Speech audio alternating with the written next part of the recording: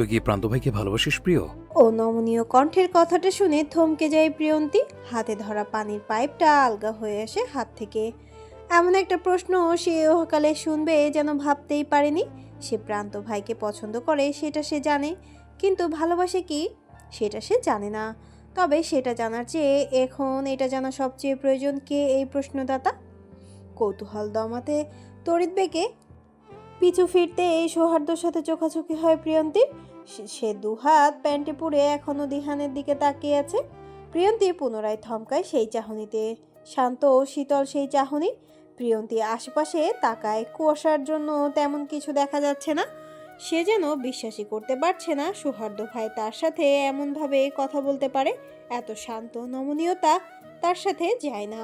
সে তো কথা বলেই মুখ দিয়ে আগুনের ফুলকি আর শব্দ দিয়ে তেতো ঝরে। তাহলে হঠাৎ হলো কি? শরীর ঠিক আছে তো, নাকি মাথাটাই খারাপ হয়ে গেছে? অবশ্য মাথা খারাপ হবারই কথা। সারাদিন রাত এত মোটা মোটা বই পড়লে কার মাথায় বা ঠিক থাকে? এসব আজগুবি ভাবনার মধ্যেই সৌহার্দ্য প্রিয়ন্তীর মাথার ওপর পানির পাইপটা ধরে বসে। মাঘ মাসের সকালের ঠান্ডা পানির ছোঁয়া পেতেই তীর তীর করে কাঁপে ওঠে প্রিয়ন্তীর সর্বাঙ্গ। তুই কি স্বপ্নেই প্রেম শুরু করেছিস বেয়াদব মেয়ে? তোর কি মনে হয় তুই কোন দেশের প্রধানমন্ত্রী? হ্যাঁ, তোর উত্তরের আশায় সকালে দাঁড়িয়ে থাকবে, আর তোর যখন সময় হবে তখন উত্তর দিবি। ছোট আছিস, ছোটর মতো থাকবি, পাকনামি করবি তো চর খাবে। বয়স কত তোর? এখনই প্রেম ভালোবাসার কি বুঝিস? আর একবার যদি দেখি সকাল সকাল গাছে পানি দেওয়ার নাম করে প্রান্ত ভাইয়ের বারান্দায় উকি ঝুঁকি মারিস, তবে নিজের মুখ দেখার জন্য নিজের চোখগুলো থাকবে না, অন্যেরটা তো দূরে থাক। একদমে কথাগুলো বলে এই সৌহার্দ্য থামে। প্রিয়ন্তীর তীর করে কাঁপতে থাকা শরীরটার দিকে একবার তাকে নিজের গায়ের কালো মোটা জ্যাকেটটি খুলে জড়িয়ে দেয়।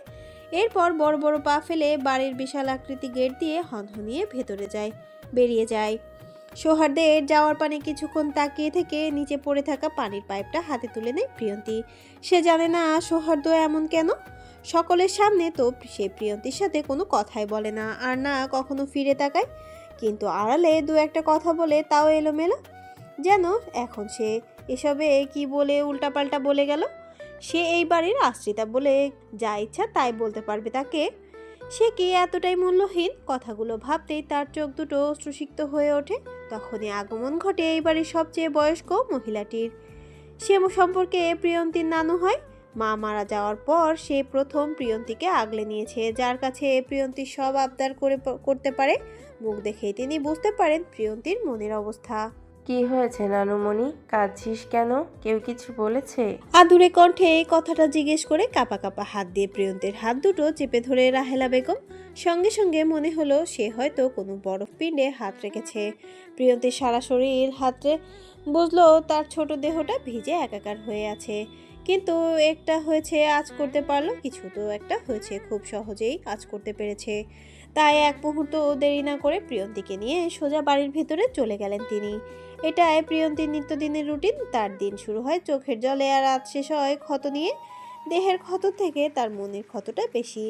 সে তার বাবা মায়ের সবচেয়ে আদরের মেয়ে ছিল, তাদের পৃথিবী ছিল। কিন্তু হঠাৎ কার নজর লাগলো তাদের পরিবারে সে জানে না। এক ঝটকায় সব এলোমেলো হয়ে গেল তাদের, আর সে হয়ে গেল এ বাড়ির আশ্রিতা। তোমার হলো নানুমণি, শরীরটা তাড়াতাড়ি মুছে নাও, ঠান্ডা লেগে যাবে যে। রাহেলা বেগমের চিন্তিত কণ্ঠে ধ্যান ভাঙে প্রিয়ন্তীর। আসছি বলে প্রিয়ন্তী এসে হাজির হয় রাহেলা বেগমের সামনে। মুখে বিরক্তি ভাব নিয়েই বলে, তুমি আমাকে নিয়ে এত চিন্তা করো কেন বলো তো? এত এত ভালোবাসা দিয়ে তো আমাকে লোভী বানিয়ে ফেলছো। কখনো তুমি না থাকলে আমার কি হবে? ভালোবাসার অভাবে যে আমি মারা যাব। প্রিয়ন্তীর চোখ ভিজে ওঠে নিমেষে। বিরক্ত উড়ে গিয়ে অশ্রুরা ভর করে চোখে নাকের পাটা ফুলে ওঠে। মাকে হারিয়েছে বহু বছর আগেই, কিন্তু নানুকে হারাতে চায় না। প্রিয়ন্তী ধীর পায়ে গিয়ে তার নানুর কোলে শুয়ে পড়ে। এটাই তার শান্তির জায়গা, শেষ ঠিকানা। কিন্তু এখন উঠতে হবে তাকে। শুয়ে থাকলে চলবে না, তার এখন অনেক কাজ। বাড়ির সকলের নাস্তা তৈরি করতে হবে। একটু পরেই সকলে ছুটবে নিজ গন্তব্যে। ঝটপট উঠে রান্নাঘরের দিকে এগোতেই তার দেখা হয় প্রান্তর সাথে। সাদা জ্যাকেট, কালো ট্রাউজার পরিহিত মানুষটি তার খুব পছন্দের, যার মুখে এক সমুদ্র মায়া। সে মায়াবী মুখখানা ঘেমে নিয়ে একাকার। ফর্সা মুখশ্রীটা লাল হয়ে আছে। প্রিয়ন্তী যদি তার বউ হতো, এখনই ছুটে গিয়ে ওনার আঁচলে এই ঘামর্ত মুখখানা মুছে দিত। হঠাৎই তার ভাবনায় আসে সে কী সব ভাবছে। লজ্জারা ভর করে তার গাল জুড়ে, ফলে সহসায় মুখখানা রক্তিম হয়ে ওঠে। কিন্তু প্রিয়ন্তী বুঝতে পারছে না এই কনকনে শীতে কেউ এভাবে ঘামে কি করে। তাকে কি কেউ তাড়া করছে, কুকুর বা পাগল? প্রিয়ন্তীর প্রশ্নমাখা মুখ দেখে প্রন্ত ভ্রু কুচকায়। সে জানে প্রিয়ন্তীর মনে মনে কি ভাবছে। হয়তো ভাবছে শীতের মধ্যে কে এইভাবে ঘামে। এই মেয়েটা যেন তার কাছে খোলা বইয়ের মতন। মাত্রই ব্যায়াম করে ফিরেছি, বুঝেছিস? তাই এইভাবে ঘেমে গিয়েছি। তুই আবার উল্টো পাল্টা কিছু ভাবিস না। প্রান্তের সহজ সরল স্বীকারোক্তি। পুনরায় মাথায় কিছু আসতে এই চোখ ছোট ছোট করে তাকায় প্রিয়ন্তীর দিকে। তুই কি ভাবছিস আমাকে কুকুর বা পাগল দৌড়ানি দিয়েছে? এমনটা মোটেই না প্রিয়। বলে টুপ করে প্রিয়ন্তীর ওড়নায় নিজের মুখটা মুছে নেয়। প্রিয়ন্তী স্তব্ধ হয়ে যায়। সে যা যা ভাবছে প্রান্ত ভাই বুঝছে কি করে? তার মনে মনে বলা কথাগুলো কি শোনা যাচ্ছে? তোর পরীক্ষার রেজাল্ট কবে দিবে প্রিয়? আমাকে জানাস কিন্তু। তোর রেজাল্টটা আমি গিয়ে নিয়ে আসব। তুই আমার স্টুডেন্ট বলে কথা। পাক্কা 3.5 মিনিট পড়িয়েছি তোকে। A+ পেতেই হবে তোকে। তোর রেজাল্টই হবে আমার 3.5 মিনিট পড়ানোর উপহার। নয়তো কেউ যদি শোনে আমি তোকে 3.5 মিনিট পড়িয়েছি কিন্তু তুই ভালো রেজাল্ট করিসনি, তখন আমার মান সম্মান থাকবে না রে প্রিয়। সব ধুলোতে গড়াগড়ি খাবে। আমার চোখের যা অবস্থা, দেখা যাবে মান সম্মান কুড়াতে গিয়ে ধুলো কুড়িয়ে নিয়ে এসেছি। প্রিয়ন্তী হেসে ফেলে। এজন্যই তার প্রান্ত ভাইকে পছন্দ। সব কথা কি সুন্দর সাবলীল ভাষায় বলে ফেলে, কোনো ভনিতা নেই। প্রত্যেক কথায় হাসি মজা ফুটে ওঠে। তার কথা শুনে যে কারো মন খারাপ নিমেষেই উধাও হয়ে যাবে। প্রিয়ন্তী কথা দেয় সে ভালো রেজাল্ট করবে, তাই তার প্রান্ত ভাইয়ের মান সম্মান রাখবে। 15 দিন পরেই তার টেস্ট পরীক্ষার রেজাল্ট দিবে। প্রান্ত ভাই বলেছে যারা টেস্ট পরীক্ষায় ভালো করবে তারা নাকি বোর্ডেও ভালো করে। সামনেই তার এসএসসি পরীক্ষা। আপাতত তার একটাই ইচ্ছে, প্রান্ত ভাইকে ভালো রেজাল্ট উপহার দেয়া। প্রান্ত সিঁড়ি দিয়ে ওপরে উঠতে উঠতে বলে তার ঘরে যেন 1 কাপ কফি পাঠিয়ে দেয়। প্রিয়ন্তী রান্নাঘরে ছোটে। আজ সব কাজে তাকে খুব দেরি হয়ে গেছে। বাড়িতে 3টা কাজের লোক থাকলেও ও সকালের নাস্তাটা সেই তৈরি করে। এখন প্রায় সকাল 7টা বাজতে চলল। 8টার মধ্যে সকল নাস্তা টেবিলে থাকবে। এর মধ্যেই তাকে সকলের পছন্দের খাবার তৈরি করে টেবিলে সাজিয়ে রাখতে হবে। কারো চিনি ছাড়া ব্ল্যাক কফি, কারো কড়া লিকারের চা, কারো ডিম সিদ্ধ, তো কারো ডিম পোচ। সকলের পছন্দ মনে রাখতে রাখতে সে নিজের পছন্দ অপছন্দ ভুলে গিয়েছে। তবুও সে খুশি। তাদের জন্য তো সে একটা আশ্রয় পেয়েছে। দুবেলা খেতে পারছে, পড়াশুনো করতে পারছে। সকাল 8টা বাজতেই দেওয়ালের বড় ঘড়িটার টুংটাং আওয়াজে পুরো বাড়ি মুখরিত করে তুলেছে। সেই শব্দে নাস্তার টেবিলে একে একে নেমে আসে বাড়ির 3 কর্ত্রী। বড় মামি মোহনা চৌধুরী, মেজ মামি শাহানা চৌধুরী আর ছোট মামি রূপালী চৌধুরী। আর 3 মামা আপাতত বাড়ির বাহিরে আছে পারিবারিক ব্যবসার কাজে। প্রান্ত, মিহি আর মিহা তার বড় মামার ছেলে মেয়ে।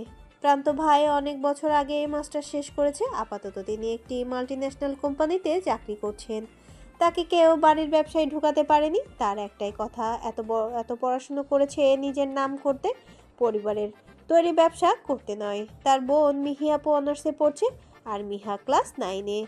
অন্যদিকে মেজ মামার 1 ছেলে 1 মেয়ে, সৌহার্দ্য ভাই আর সারা আপু। সৌহার্দ্য ভাই মাস্টার্সে পড়াশোনা করছে। এই পরিবারের সবচেয়ে মেধাবী ব্যক্তি তিনি। রাগেও কেউ তাকে টেক্কা দিতে পারবে না।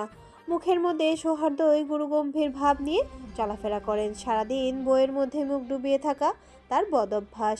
মাঝে মধ্যে সে তার বাবার ব্যবসায় সাহায্য করেন। এক কথায় ফুল টাইম স্টুডেন্ট আর পার্ট টাইম বিজনেসম্যান। তার বোন সারা আপু, মিহি আপু সমবয়সী। দুজনে একই ভার্সিটিতে পড়াশোনা করছেন। অন্যদিকে ছোট মামার মেয়ে রিসা, সে কলেজে পড়ছে। সে প্রিয়ন্তী থেকে 2 বছরের বড়। বাড়ির সকল সদস্যকে নিচে নেমে আসতে দেখে দ্রুত পায়ে সকল নাস্তা নিয়ে টেবিলে রাখে প্রিয়ন্তী। নাস্তা করেই কেউ অফিসে যাবে, কেউ ভার্সিটি, কেউ কলেজে আর কেউ স্কুলে। সবার শেষে নিচে আসে প্রান্ত। হাতে ঘড়ি পড়তে পড়তে দ্রুত পায়ে নামে সে। তার পরনে স্কাই ব্লু কালারের শার্ট আর সাদা প্যান্ট। ডাইনিং টেবিলে এসে সে তার মায়ের পাশের চেয়ারটা টেনে বসে পড়ে। সকলে তখন খাওয়ায় ব্যস্ত। পাউরুটিতে জ্যাম লাগাতে লাগাতে মেজো চাচির উদ্দেশ্যে বলে, মুনাফ কোথায়? ও কি কখনোই আমাদের সাথে নাস্তা করতে বসবে না? কি নিয়ে এত ব্যস্ত সে যে খাবার টেবিলে আসার সময়টুকু পর্যন্ত পায় না? তখনই সৌহার্দ্যের আগমন ঘটে। কারো পায়ের শব্দ পেতে সকলের নজর যায় দরজার দিকে। বাহির থেকে ফেরার দরুন ঠান্ডায় সৌহার্দ্যের মুখ ফ্যাকাশে হয়ে আছে। গায়ে একটা পাতলা টি শার্ট ছাড়া শীতের কোনো জামা নেই। ছেলের এই অবস্থা দেখে ছুটে আসেন শাহানা চৌধুরী। নিজের গায়ের জড়িয়ে থাকা শালটা দিয়ে মুড়িয়ে দেয় ছেলেকে। প্রিয়ন্তী সকলকে খাবার বেড়ে দিচ্ছিল। এক মনে সৌহার্দ্যের চোখ যেন যায় প্রিয়ন্তীর দিকে। শরীরে তার শীতের কাপড়ের চিহ্নটুকু নেই। মেয়েটি এত উদাসীন কেন? তাকে এক নজর দেখেই সৌহার্দ্য হাঁটা ধরে সিঁড়ির দিকে 2 কদম এগিয়ে যেতে প্রান্তের ডাকে থেমে যায় সে। মুনাফ, নাস্তা করবি আয়। কতদিন হলো তোর সাথে নাস্তা করি না। প্রান্তের কথায় নির্লিপ্ত ভঙ্গিতে টেবিলে গিয়ে বসে সৌহার্দ্য। ততক্ষণে প্রিয়ন্তী সকলকে নাস্তা দেয়া শেষ। সৌহার্দ্যকে নাস্তা এগিয়ে দিতে যাবে, তখনই গরম কফি এসে তার সারা শরীর জ্বলিয়ে দেয়। সাহসায় মৃদু সুরে আহ করে ওঠে। শরীর তাল সামলাতে না পেরে সৌহার্দ্যের ওপর কিছুটা ঝুঁকে পড়ে। আকস্মিক ঘটনায় উপস্থিত সকলেই হতভম্ব। সৌহার্দ্য নিজেও কিছু বুঝে উঠতে পারেনি কোথা থেকে কি হলো। মূলত রিসার কফিতে চিনি বেশি হওয়ায় সে রাগে প্রান্তির গায়ে গরম কফিটা ছুঁড়ে মেরেছে। রিসা আর সৌহার্দ্য মুখোমুখি বসায় কফির কিছুটা ছিটে ফোঁটা সৌহার্দ্যের শরীরেও স্পর্শ করলো। তাতেই বুঝলো কফিটা আগুনের মতো গরম। ব্যাপারটা অনুভব করতে এর আগে সে চোখ বন্ধ করে ফেলে। হাত মুষ্টিবদ্ধ করতে হাতের শিরা ফুলে দৃশ্যমান হয়ে ওঠে। কাউকে কিছু বলতে না দিয়ে রিসা পুনরায় হাতে থাকা কফির মগটা প্রান্তির গায়ে ছুঁড়ে মারে। মগ দিয়ে প্রান্তির কপালে লাগে, ফলে কপালের এক পাশ কেটে তার থেকে রক্ত গড়িয়ে পড়ে, যার দরুন সহসায় অতিরিক্ত ফর্সা মুখশ্রী কপাল জুড়ে লাল আভা ছড়িয়ে পড়ে। প্রিয়ন্তী কপালে হাত দিয়ে ফুপিয়ে কেঁদে উঠতে এই সৌহার্দ্য তাকে ধাক্কা মেরে সরিয়ে কটকট পায়ে সিঁড়ি বেয়ে ওপরে চলে যায়। সে একবারের জন্য পিছু ফিরে তাকালো না। তার ধাক্কায় নিজেকে সামলাতে না পেরে ফ্লোরে পড়ে যায় প্রিয়ন্তী। সেখানে ছড়িয়ে ছিটিয়ে থাকা কাচের টুকরো হাতে বিঁধে রক্তক্ষরণ শুরু হয় মুহূর্তে। সেই রক্তের দিকে এক পলক তাকিয়েই জ্ঞান হারায় এতিম মেয়েটি। প্রিয়ন্তীর চোখ ভিজে উঠল। সে হাতরে তার মাকে জড়িয়ে ধরতে চাইল, কিন্তু অভাগী জানে না এটা তার স্বপ্ন। যে স্বপ্ন সে রোজ দেখে। মায়ের এমন আকুতি শুনে কিন্তু মাকে জড়িয়ে ধরতে পারে না। বুক ভাঙতেই বুঝতে পারে তার ফাঁকিবাজ মা আবার এসেছে। শুধু নিজের কথাই বলে গেল। প্রিয়ন্তীর কথা শোনার সময় কই তার। পিট পিট করে চোখ খুলতেই পুরো রুম ছড়িয়ে থাকা অন্ধকার তার চোখ জোড়ায় ভর করলো। সময়টা হর করতে পারল না সে। কয়টা বাজে এখন? বেলা কি দুপুর না সন্ধ্যা? ঘরের দরজা খোলার দরুন চোখে আকস্মিক আলোর রেখা পড়তে এই সহসা হাত চলে যায় চোখের ওপর। নিজেকে ধাতস্থ করতেই দেখতে পায় পারুল খাবার হাতে ঘরে প্রবেশ করছে। দোতলা বিশিষ্ট বাড়ির ছাদের চিলে ঘোটায় ছোট্ট একটি রুমে থাকে সে। তার মায়ের সাথে এই প্রথম দিন এই ঘরটিতে ঠাঁই হয় তার। এখন এই ঘরটাতে সে থাকলেও তার মা নেই, চলে গেছে তাকে ফেলে ফাঁকিবাজ মহিলা একটা। প্রিয় বাবু, খাবারটা খাইয়া লও দেখি। এভাবে পইরা পইরা ঘুমাইলে চলবো? দেহ তো কি হাল করছো তোমার শরীরের প্রতিটা জায়গায় আঘাতের চিহ্ন। সেই ভোরবেলায় উঠা শুরু করো এদের খাতির যত্নের। সব কয়টা অমানুষ, স্বার্থপর মানুষ সব। কিভাবে তোমার শরীরটা পুড়াইয়া দিল, ধাক্কা মাইরা ফালাইয়া হাতে কাজ বিধাইয়া দিল। তোমার জায়গায় আমি থাকলেই কবেই এদের কপালে লাথি মাইরা চইলা যাইতাম। তুমি এত কষ্ট সহ্য করে এখানে পইরা আসতো কেন বুবু? প্রশ্নটি শুনে প্রিয়ন্তী মলিন হাসে। হাতে বাঁধা কাপড়টা রক্তের দাগে স্যাঁতসেঁতে হয়ে আছে। এটাও পারুলের কাজ সে জানে। হাতে বাঁধা কাপড়ের অংশটা যে তার পরিহিত জামারি। পারুলকে টেনে কাছে বসিয়ে তার হাতের উপর হাত রেখে বলল, কোথায় যাব আমি? আমার মায়ের শেষ ঠিকানা ছিল এটা। আমারও তাই। পার্থক্য শুধু একটাই, এটা আমার মায়ের নিজের বাড়ি ছিল আর আমার হলো আশ্রয়স্থল। চলো না আমরা কোথাও পালাইয়া যাই বুবু। এই দুনিয়ায় না তোমার কেউ আছে না আমার। আমরা কিসের মায়ায় এইখানে পইরা থাকুম? দরকার হইলে আমি ভিক্ষা করুম, মানুষের বাসায় কাম করুম, দিনরাত পরিশ্রম করুম। তোমাকে আমি পুতুলের লাহান সাজাইয়া রাখবো বুবু। চলো না আমরা পালাইয়া যাই। চলো চলো। মেয়েটির চোখে মুখে কি আকুতি। শ্যামবর্ণের মুখশ্রীর মধ্যে চঞ্চলতা ভর করেছে। কথায় ফুটে উঠেছে ব্যাকুলতা। তুই আমাকে খুব ভালোবাসিস তাই না? কিন্তু আমি তোর কথাটা রাখতে পারবো না। আমার বিশ্বাস আমার বাবা একদিন আসবেই। আমি তার অপেক্ষাতেই আছি। পারুল আর কথা বাড়ায় না। এই কথা সে রোজ বলে, কিন্তু প্রিয়ন্তীর একই উত্তর। তার বাবা আসবে, তাকে তার সঙ্গে নিয়ে যাবে। তখন তার নিজের একটা বাড়ি হবে। তার যে একটা বাড়ির খুব শখ। বাবার শহরে সে প্রাণ খুলে শ্বাস নেবে, খিলখিলিয়ে হাসবে। কিন্তু বোকার মেয়েটি হয়তো জানেই না তার দুর্ভাগা সৃষ্টিকারী লোকটি তার বাবার ভাবনার মাঝে পারুল প্রিয়ন্তীর মুখে খাবারের লোকমা তুলে দেয়। ছোট মেয়ে হয়েও কি সুন্দর মায়ের মতো যত্ন করে শিখেছে এই মেয়ে। প্রিয়ন্তী আরও 2 মাস আগে 16তে পড়েছে। এই মেয়েটি তার থেকে গুনে গুনে 4 বছরের ছোট। এখন প্রান্ত ভাই এটা দেখলে নিশ্চিত বলতো, প্রিয়, এত বড় হয়েও দুধ ভাত মেয়ের হাতে খাবার খাচ্ছিস? ধরনীর বুকে আধার নেমেছে। অনেক আগেই চারিদিকে পাখির কিচিরমিচির শব্দ জানান দিচ্ছে তাদের ঘরে ফেরার সময় হয়ে এসেছে। প্রিয়ন্তী তার হাঁটু সমান চুলগুলো হাত খোপা করে মাথায় ভালোভাবে ওড়নাটা টেনে দেয়। সে সব সময় নিজেকে আড়াল করে রাখতেই পছন্দ করে। ফিনফিনে গড়নের লম্বা দেহ, ফর্সা মুখশ্রীর গোলগাল মুখটার সবচেয়ে আকর্ষণীয় জিনিস হলো তার চোখ জোড়া। তার সরু ঠোঁট জোড়া সবসময় রক্তিম বর্ণ ধারণ করে থাকে। তার এই সৌন্দর্যের প্রতি সবচেয়ে রাগ রিসার। সে এত বড় ঘরের মেয়ে, তবু তার মধ্যে সৌন্দর্যের ছিটে ফোটাও নেই। তাই তার সকল রাগ প্রিয়তির শরীরের ওপর ঝাড়ে। কখনো রোদে দাঁড় করিয়ে বাগান ঝাড়ু দেওয়ায়, এটা ওটা খাবে বলে সারাদিন রান্নাঘরে রাখায়। আজ সকালে তো রাগে গায়ে গরম কফি ছুঁড়ে মারলো, কিন্তু এত কিছু করেও তার সৌন্দর্য কমাতে পারলো না। বরং মনে হচ্ছে দিন দিন তার সৌন্দর্য তরতর করে বেড়ে যাচ্ছে। আর যাবে না, না বাই কেন? সে যে হয়েছে তার মায়েরই মতো। জন্মের পর যখন তোর মা প্রথমবার ভেজা ভেজা চোখ মেলে সদ্য ভূমিষ্ঠ হওয়া মেয়েকে দিকে তাকিয়ে তখন তিত্তির করে কাপা ঠোঁটে বলেছিল চাঁদ মা। তখন থেকেই সে হলো তার মায়ের প্রিয় চাঁদ। সিঁড়ি দিয়ে নামতেই সর্বপ্রথম সৌহার্দের রুমে পড়ে। তার রুমের পাশেই বড় একটা সুইমিং পুল, যেটাকে ছোটোখাটো একটা আড্ডার আসরের জায়গা বলা যেতে পারে। সুইমিং পুলের অপর পাশেই মিহি, মিহা, রিসার, সারাপুর রুম। তাদের রুমের সামনেই প্রান্ত ভাইয়ের রুম। প্রিয়ন্তী খুব ধীরে ধীরে পা ফেলে নিচে আসছে, যাতে কোনো শব্দ না হয়। তার মতে মাটিরও অনেক কষ্ট তার মতো, তাই সে আর জোরে জোরে পা ফেলে মাটির কষ্ট বাড়াতে চায় না।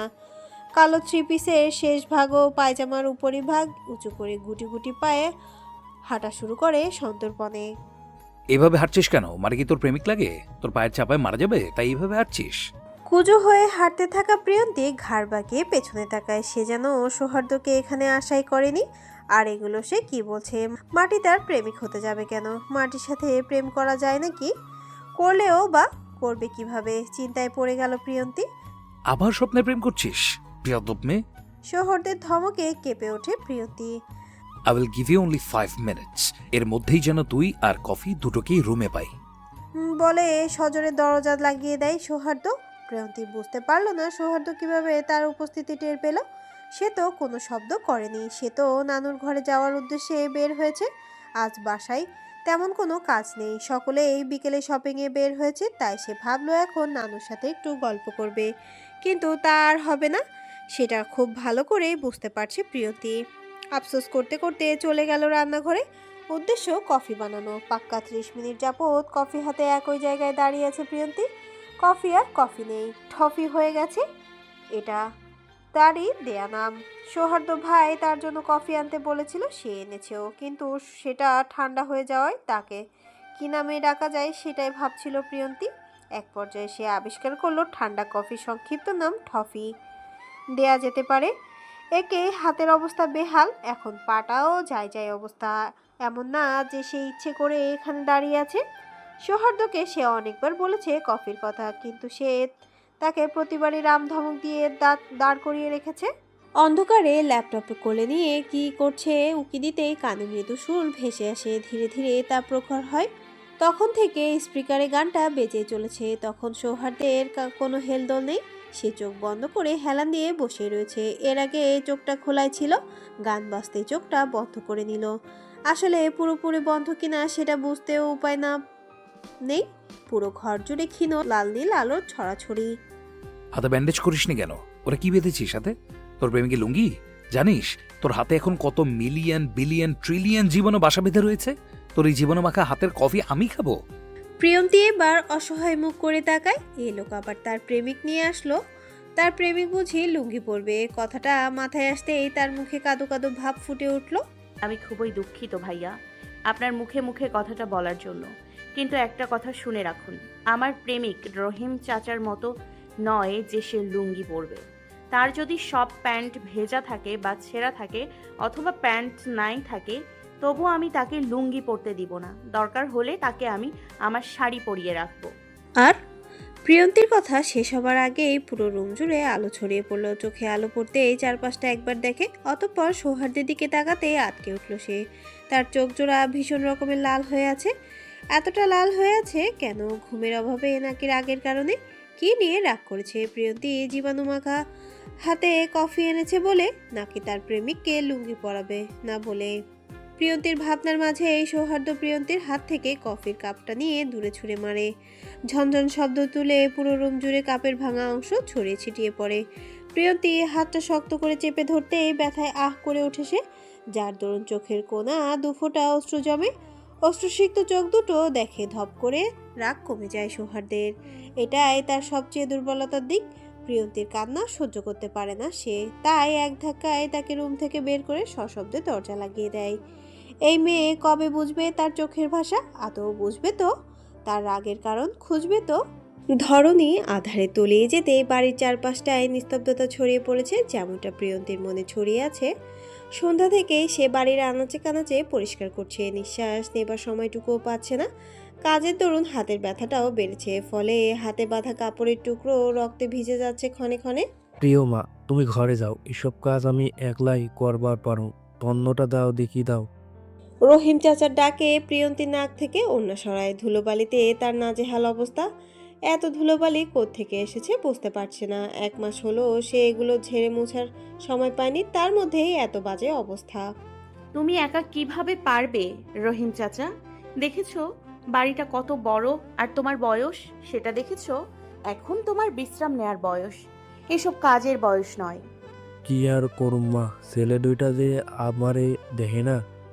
একলা মানুষ হইলে কবে রাস্তা ধরে পইরা থাকতাম, কিন্তু সাথে যে তোর চাষি আছে অসুখের লাইগা, ওইটা বইতেও পারে না। তোরে নিয়ে আমি রাস্তায় থাকুম কেমনি ক? প্রিয়ন্তী দীর্ঘশ্বাস ফেলে। দুনিয়াটা বড়ই বিচিত্রময়। যাদের বাবা মা আছে তারা তাদের গুরুত্ব দেয় না, যত্ন করে না, তাদের থেকে ভালোবাসা আদায় করে নিতে পারে না। কিন্তু প্রিয়ন্তীর কেউ নেই, না আছে বাবা, না আছে মা। সে প্রতিদিন তাদের অভাব অনুভব করে, তাদের ভালোবাসার অভাবে মন কাঁদে, তাদের কাছে পেতে চায় কিন্তু পায় না। ঠিক আছে, তুমি দাঁড়িয়ে থাকো, আমার কিছু লাগলে এগিয়ে দিও। সে দাঁড়ায়, কিন্তু বারবার বলতে থাকে সে একটাই করতে পারবে। কিন্তু প্রিয়ন্তী মানতে নারাজ। রহিম চাচা বয়স্ক মানুষ, তাই সে চাইলেও তাকে একা একা সব করতে দিবে না। বাড়ির সকল সদস্য বিকেলে শপিংয়ে গিয়েছিল। রাত 10টার দিকে বাড়ি ফিরেছে সকলে। ক্লান্ত থাকায় বাড়ি ফিরেই যে যার রুম মতো রুমে চলে গিয়েছে। কাল একটা বিশেষ দিন, মিহি আপুকে দেখতে আসবে।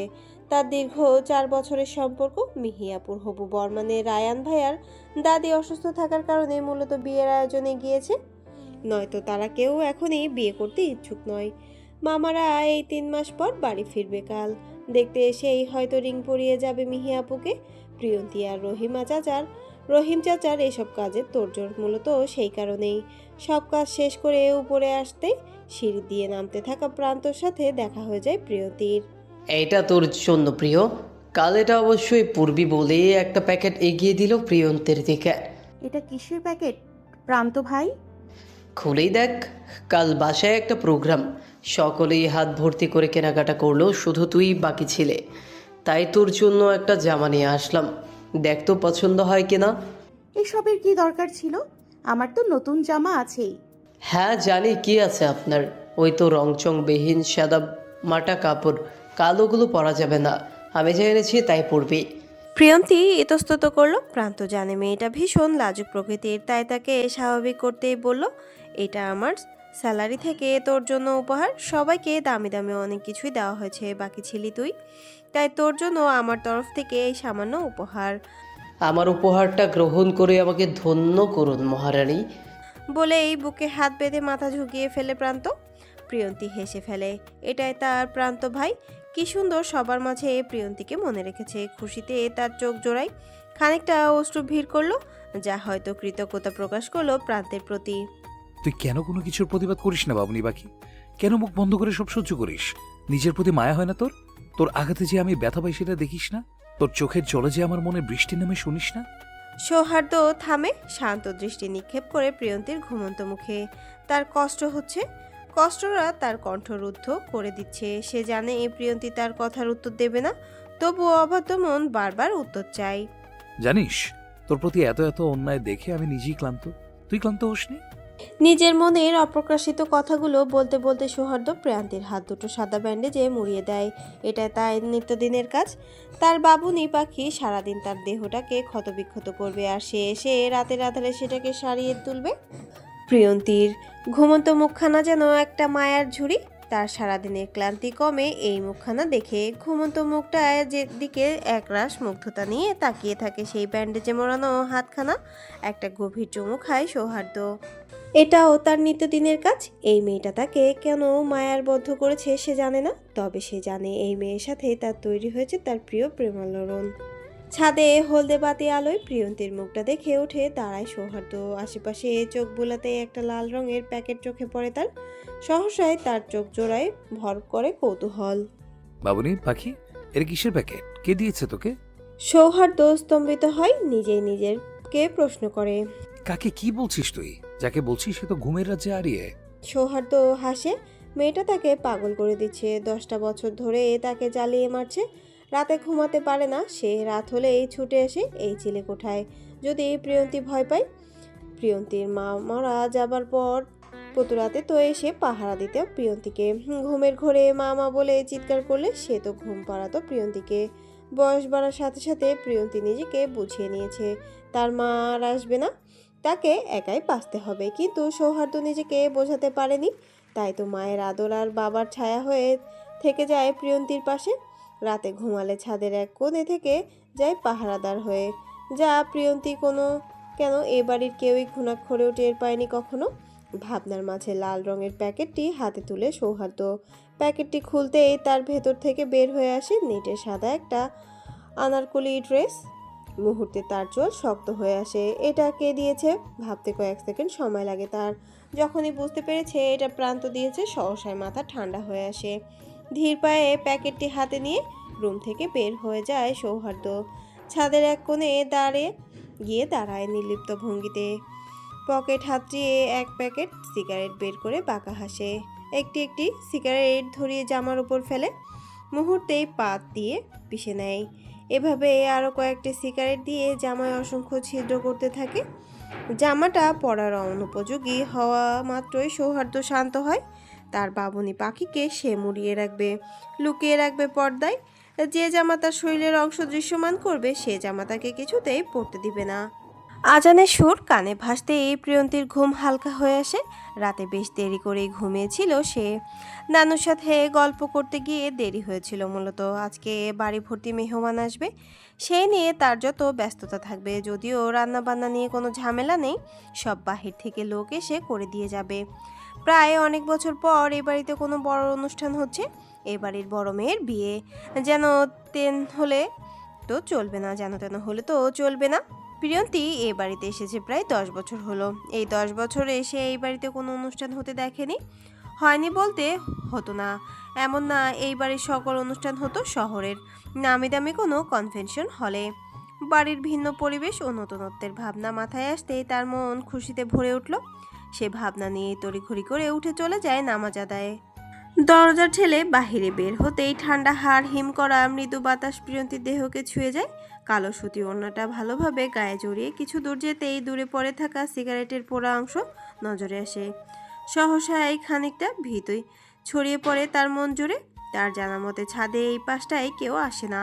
তাহলে এগুলো এখানে এলো কোত্থেকে? রাতে কি কেউ এসেছে এখানে? ভাবনার মাঝেই তার চোখ যায় নিচে ব্যায়াম করতে থাকা প্রান্তের দিকে। তোর কি শীত করে না প্রিয়? এমন ফিনফিনে একটা ওড়া জড়িয়ে আছিস কেন? ঠান্ডা লেগে যাবে তো। প্রান্তের কণ্ঠে উদ্বিগ্নতা।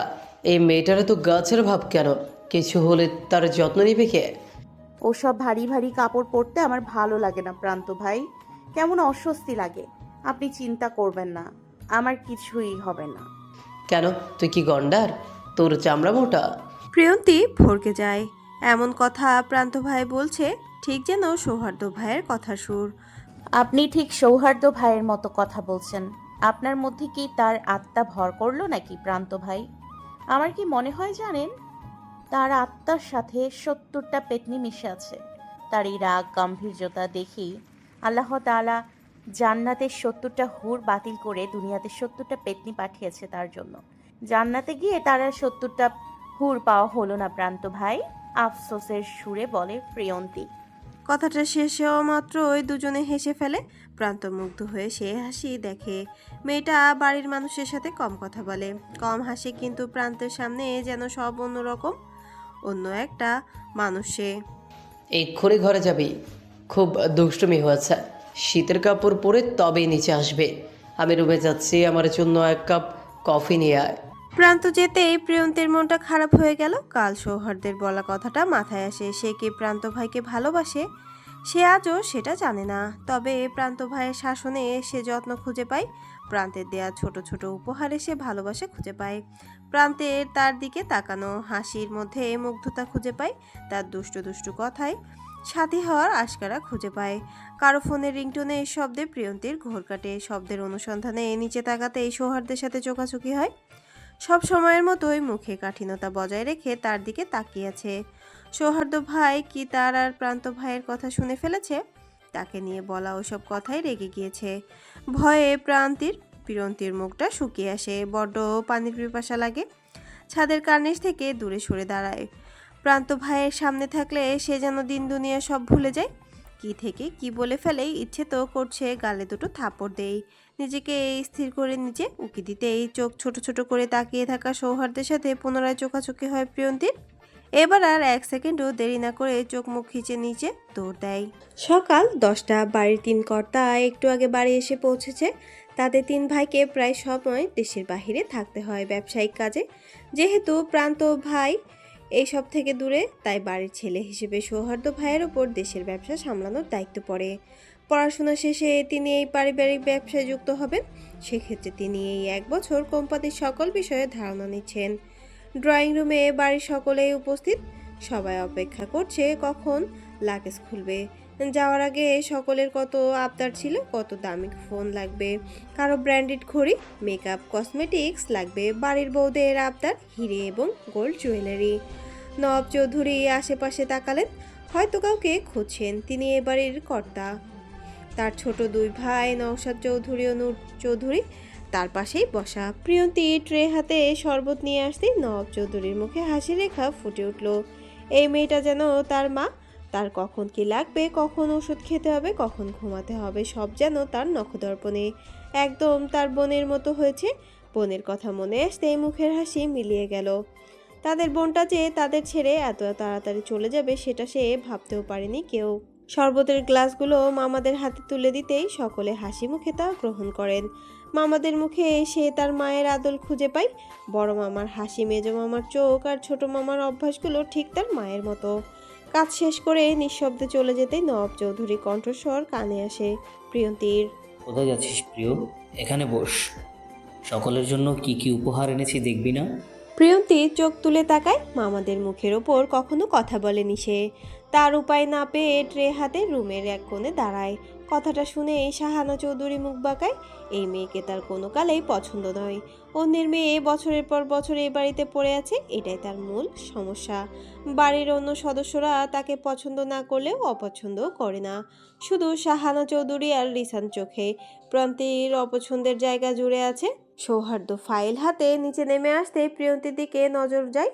মেয়েটা সবসময় এভাবেই কাছুমাছু হয়ে দাঁড়ায়, যেন নিজের অস্তিত্ব আড়াল করতে চাইছে। প্রিয়ন্তীকে আরও এক পলক দেখে গিয়ে বাবা চাচার মুখোমুখি বসে পড়ে। এখন ড্রয়িং রুমটা পূর্ণ লাগছে। সকল সদস্যের উপস্থিতি টের পেয়ে নবাব চৌধুরী সবচেয়ে বড় ল্যাকেজটা কাছে টেনে নেয়। সেটা খুলে একে একে সকলের বলা গিফটগুলো তাদের হাতে তুলে দিতে থাকে। গিফট পেয়ে যে যার মতো রুমে চলে যায়। আশেপাশে নিশ্চুপতা ভর করতে প্রিয়ন্তী পা বাড়ায় রান্নাঘরের দিকে। এটা তোর জন্য। প্রিয়ন্তী থেমে যায়। পেছনে ফিরতেই বড় মামার হাসি হাসি মুখটা ভেসে ওঠে তার চোখ জোড়া। যে তার পেছনেই দাঁড়িয়ে আছে, হাতে রাখা একটা প্যাকেট তার দিকে বাড়িয়ে রেখেছে। ইতস্তত তার হাত চুলকাতে থাকে প্রিয়তী। চোখের মনি এদিক সেদিক ঘুরছে তার। তোমার ভাগ্নির গিফটে ফোবিয়া আছে যেটু, তার জন্য গিফট না এনে ফোবিয়া কমার কিছু ওষুধ আনতে পারতে। প্রিয়ন্তী হকচকিয়ে যায়, চোখ জোড়া তাক করে সোফার দিকে। সৌহার্দ্য সেখানে বসে মনোযোগ সহকারে পত্রিকা পড়ছে, চোখে মুখে গাম্ভীর্যতা। তার চোখ কখনো পত্রিকায় নিবদ্ধ থাকলেও তাহলে সে প্রিয়ন্তীর হাবভাব বুঝলো কি করে? দুপুর হতে না হতেই বাড়ি সাজানোর তোড়জোড় শুরু হয়েছে। বাড়ির সামনে বিশাল বাগানটায় সবকিছুর আয়োজন করা হচ্ছে। চাইলে বাড়ির ভেতরে সবটা করতে পারতো, কিন্তু মিহিয়াপুর ইচ্ছে বাগানের এক পাশটায় সম্পূর্ণ আয়োজন করা হলো। এমনিতেই বাগানটা শীতকালীন পুষ্পেই সজ্জিত রয়েছে, তার সাথে ছোট ছোট রঙিন বৈদ্যুতিক বাতি ও নানান রঙের কাপড়ের সাজে পুরো বাগানের দৃশ্য নজরকাড়া রূপ ধারণ করেছে। এই যে ম্যাডাম, আকাশের দিকে তাকিয়ে কী ভাবছেন? আপনি কি ইভেন্ট ম্যানেজমেন্টের লোক? আকাশের দিকে তাকিয়ে কাজ করলে তো এমনই হবে। আপনার থিমটা আমার মোটেই পছন্দ হয়নি। লোকটি এক পলক প্রিয়ন্তীকে আপাদমস্তক দেখে আবারও বলল, চেঞ্জ করুন। বলিষ্ঠ গড়নে ফর্সা মুখশ্রীর লোকটিকে ডাকে ঘোর কাটে প্রিয়ন্তীর। কিন্তু কিছুদিন যাবৎ মেয়েটা শুধু কল্পনার রাজ্যে হারিয়ে যাচ্ছে। ষোড়শীর মন কখন কি হয় বলা বাহুল্য, কিন্তু লোকটি তাকে কি বলল? ইভেন্ট ম্যানেজমেন্টের লোক। কোন দিক দিয়ে তাকে এমন মনে হয়? আমাকে কোন দিক দিয়ে ইভেন্ট ম্যানেজমেন্টের লোক মনে হয়? প্রিয়ন্তীর চোখে মুখে চিন্তার রেশ। লোকটি তার থেকে বেশ লম্বা হয়, মাথা উঁচু করে তাকে দেখতে হচ্ছে। রোদের ঝিলিকটা চোখে লাগতেই এক হাত আপনা আপনি কপালের উপরিভাগে চলে যায় তার। মনে হয়েছিল, কিন্তু এখন হচ্ছে না। তাহলে চেঞ্জ করতে বললেন যে? আমি কিভাবে চেঞ্জ করব? যারা কাজ করছে তাদের গিয়ে বলুন চেঞ্জ করে দেবে। অকপটেই বলল প্রিয়ন্তী। সায়ান বিড়বিড় করে বলে ওঠে, দিবা স্বপ্ন ব্লাশে নেই। কি? আরে ম্যাডাম, আমি আপনাকে চেঞ্জ করতে বলেছি, মানে আপনার সাজসজ্জা। এমন দাদিমা সেজে রয়েছেন কেন? আপনার সাথে এই সাদা মোটা যায় না। এমন সুন্দর মুখখানা ওড়না পেঁচিয়ে ঢাকা করে রাখছেন কেন? লজ্জা পাচ্ছেন বুঝি আগাকে দেখে আমাকে? বলে চোখ টিপ মারল। প্রিয়ন্তীর তটস্থ হয়। লোকটিকে বুঝতে পারছে না, আগে কখনো দেখেছে বলেও মনে করতে পারছে না। এই যে দিবা স্বপ্ন বিলাসিনী, আবার কোথায় হারিয়ে গেলেন? আচ্ছা, এ বাড়িতে মেয়েদের বেশভূষী বুঝি এমন দাদিমা টাইপ? বলেই মুচকি হাসলো সায়ান। আমি এ বাড়ির মেয়ে নই, আশ্রিতা। বলে মাথা ঢাকা ওড়নাটা আর একটু টেনে বাড়ির ভেতর হাঁটা ধরল প্রিয়ন্তী। ছেলেটাকে জানে না সে, জানতেও ইচ্ছে করছে না। এসেই তাকে কত কিছু বলে ফেললো। ঠোঁট কাটা মানুষ, অশিষ্ট লোক একটা। প্রিয় নানুমণি, একটু কাছে বসতো। তোকে যে সারাদিন চোখের দেখাটুকুও দেখতে পাই না, সারাদিন শুধু কাজ আর কাজ। তোকে কেউ বলেছে এত এত কাজ করতে? বাড়িতে কাজের লোকের অভাব আছে নাকি? আমি তো ঘর বন্দি থাকি সারাদিন, বাতের ব্যথার জন্য হাঁটতে পারি না বেশি। তুই আসলে তো একটু গল্পগুজব করতে পারি।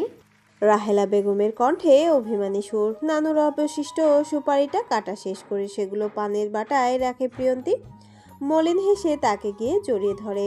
প্রিয়ন্তী চাইলে ও সময় করে আসতে পারে না, তার যে ঢের কাজ সারাদিন। কাজ না করে আমি বসে থাকতে পারি না সেটা তুমি জানো না? তারপরে এভাবে বলছো কেন? আর কাজ কি আমি পরের জন্য করছি? নিজের আপনজনদের জন্যই তো করছি। তুই যাদের আপন ভাবিস তারা কি তোকে আপন ভাবে? তোর মা ও সকলের আপনজন ভাবতো। পরিশেষে কি পেয়েছে সে? তুমি খুব কঠিন প্রশ্ন করো নানু। আমার এখনো তোমার এই কঠিন প্রশ্নের উত্তর দেওয়ার সময় হয়নি। প্রশ্নগুলো জমিয়ে রাখো, বড় হয়ে সব উত্তর দিয়ে দিব। রাহেলা বেগম প্রিয়ন্তীর এই কথার মানে জানে। মেয়েটা প্রতিবারই তার প্রশ্ন থেকে এইভাবে পালিয়ে বেড়ায়। সে আরও কিছু বলতে যাবে, তার আগেই প্রিয়ন্তী তাকে চুপ করিয়ে শুইয়ে দেয়। দুপুরে একটু না ঘুমালে তার মাথা ধরে যায়। প্রিয়ন্তী খুব ভালো করেই জানে। দুপুরে সকলকে খাইয়ে দিয়ে নিজে খাওয়ার সময়টুকুও পেল না প্রিয়ন্তী। এরই মাঝে আবার কাজ পড়ে গেছে। সকলের কাপড় ইস্ত্রি করতে হবে। দুপুরের শেষ প্রহরে প্রায় শেষ হতে চলল। এখনো তার গোসল নামাজ কোনোটাই হয়নি। এখনো গোসল করিসনি কেন? সবাইকে দেখাতে চাস আমরা তোকে কাজের মাধ্যমে অত্যাচার করি, নাকি বোঝাতে চাস তোকে নতুন কাপড় দেওয়া হয়নি? সৌহার্দ্যের কণ্ঠে রাগ, কিছুটা তিরস্কারের সুরও রয়েছে।